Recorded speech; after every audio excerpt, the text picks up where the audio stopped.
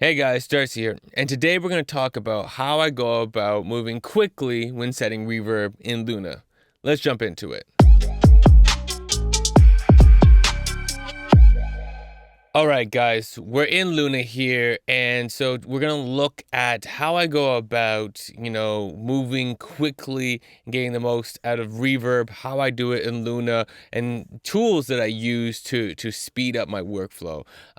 Basically, I like to be quick and decisive with my decisions when it comes to reverb because I find that you can get lost in the sauce quite quickly. So, I have a session pulled up here. This is using my mix template. I've hidden a bunch of tracks off to the side here that we just aren't relevant for this demonstration.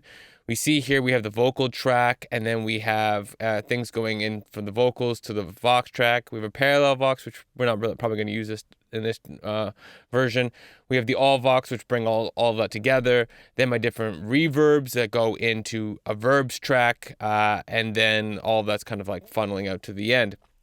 Now, what I'm going to first talk about here is that we have the 3 reverbs set up, and whatever styles you want to do, set them all up in advance in your template. I find this very beneficial.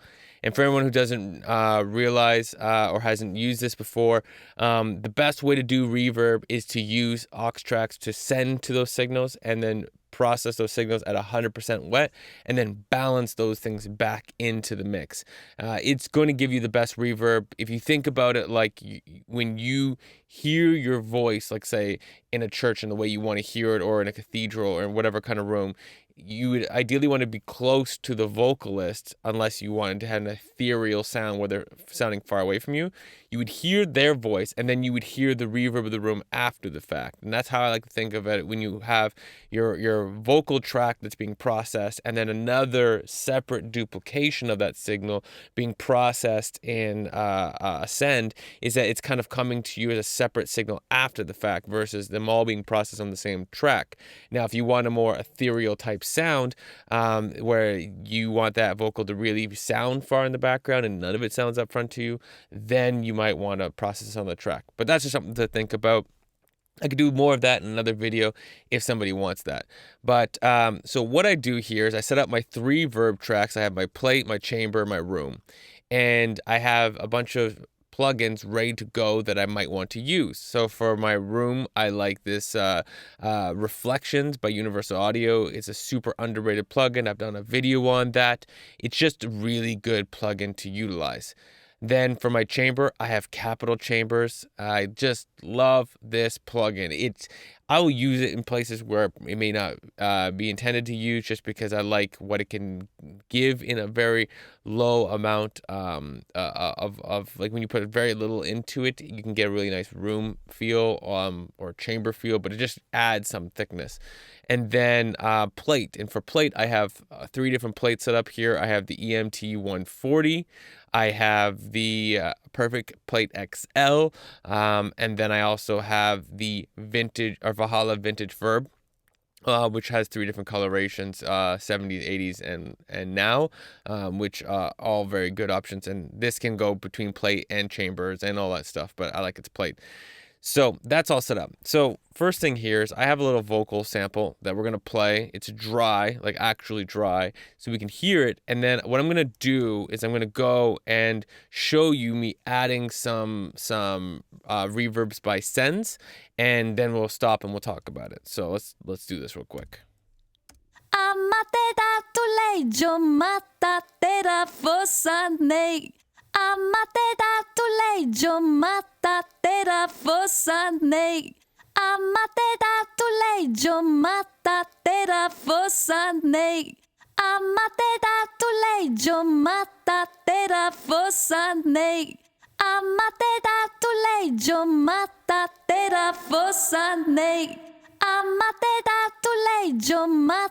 tera fossa nei.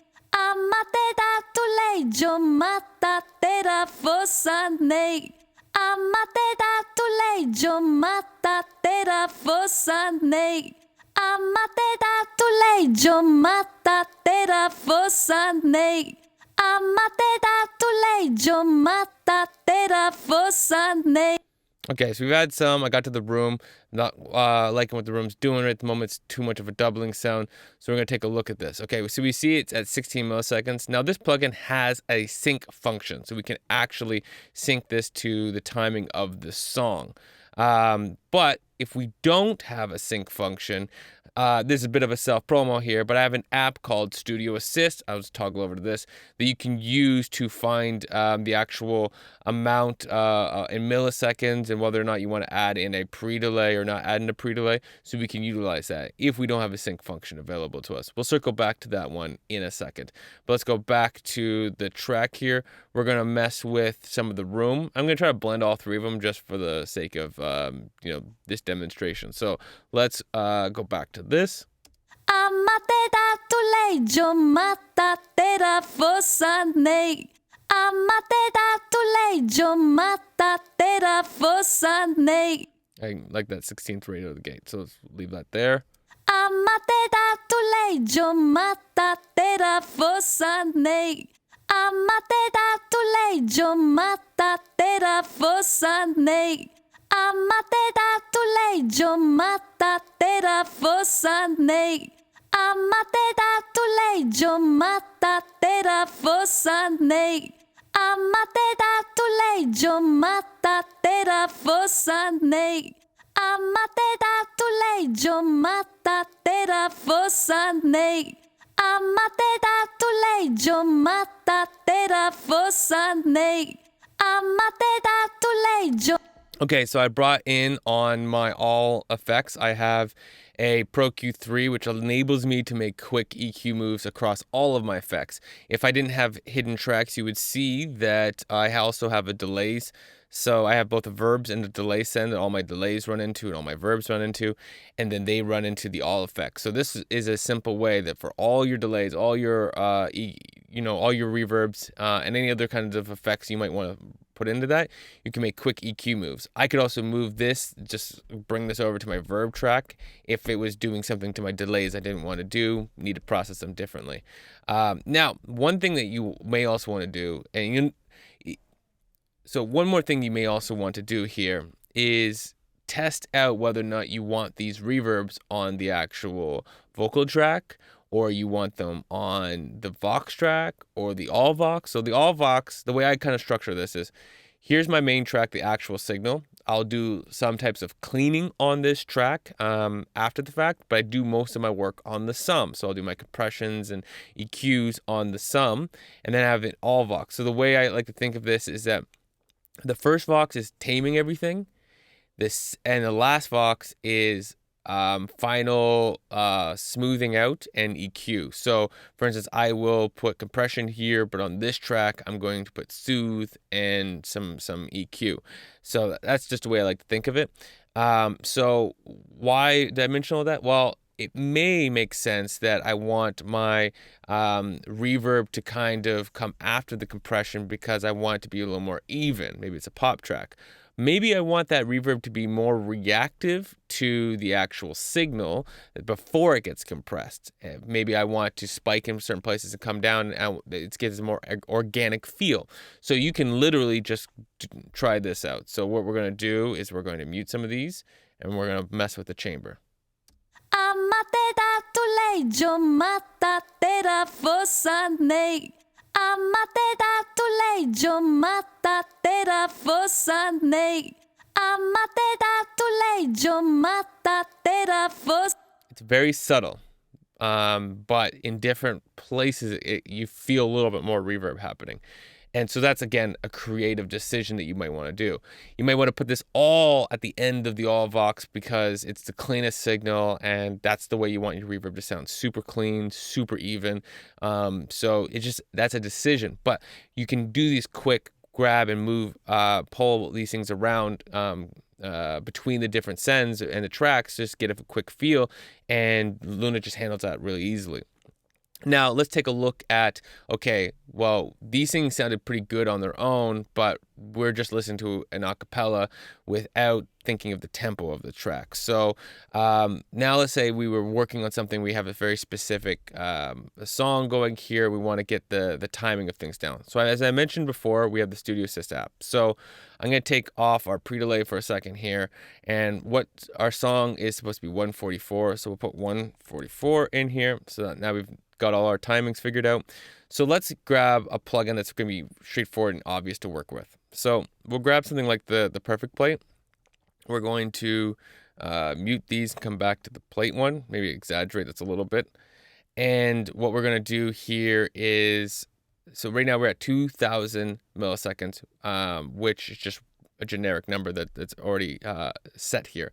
So let's hit play on this. And what we're going to do is switch this out to 1 bar within inside the actual tempo of the song. So let's make sure we're on a loop. Amatera tu lei, yo matatera fossa nei. Amatera tu lei, yo matatera fossa nei. Amatera tu lei, yo matatera fossa nei. Amatera tu lei, yo matatera fossa nei. Amatera tu lei, yo matatera fossa nei. Amatera tu lei, yo matatera fossa nei.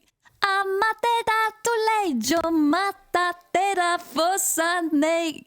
Amatera tu lei, yo matatera fossa nei. Amatera tu lei, yo matatera fossa nei. Amatera tu lei, yo matatera fossa nei.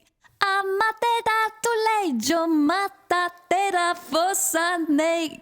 Amatera. So we can make these kind of quick decisions, right? So we maybe want to lock this down to half a bar in terms of the play, but then let the chamber do the kind of swell vibe that happens afterwards. So that's really great when we have a plugin that works like this. If it worked in seconds, we could hold our keyboard modifier, which we would find here. We would say, oh, it's command. So we would go to this and we click command, and it would copy in seconds instead of copying it in milliseconds. But let's say, okay, so we go, that sounds good for that one, right?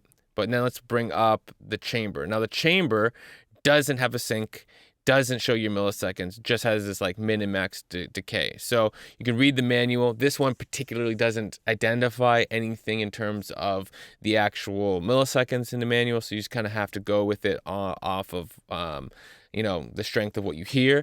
Though with the pre-delay, we can see, okay, what the 50 here and 250 here, which is a pretty big sliding scale, and obviously it's much lesser here. So we could grab our pre-delay and go, what's a 1/64th pre-delay? Okay, that's 25, so it's half of that.